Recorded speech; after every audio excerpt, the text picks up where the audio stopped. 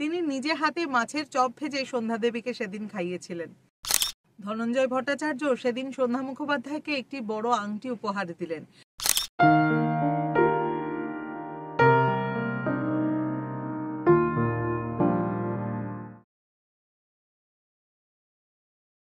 প্রখ্যাত গায়ক ধনঞ্জয় ভট্টাচার্য ভীষণ স্নেহ করতেন সন্ধ্যা মুখোপাধ্যায়কে। যে সময়ের কথা বলছি সেই সময় ধনঞ্জয় ভট্টাচার্য থাকতেন মেডিকেল কলেজের কাছে একটি হোটেলের দোতলার ঘরে।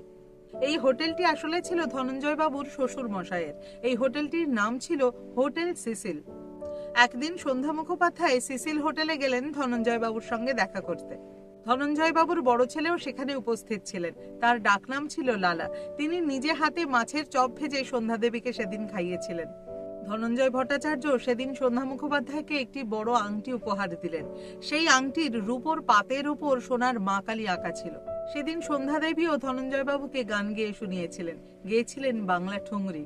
খুব মন দিয়ে গান শুনতে শুনতে ধনঞ্জয় বাবু সন্ধ্যা দেবীকে একটি গানের অনুরোধ করলেন, যেটি তার ভীষণ পছন্দের।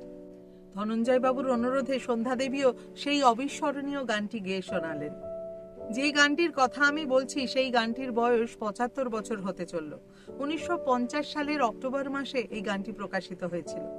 রেকর্ড নাম্বার ছিল GE7801। কি ছিল সেই গান, যে গানটি ধনঞ্জয় ভট্টাচার্যের এত প্রিয় ছিল? কমল ঘোষের কথায় এবং রবীন চট্টোপাধ্যায়ের সুরে সেই বিখ্যাত গানটি হলো ও গো মোর গীতিময়,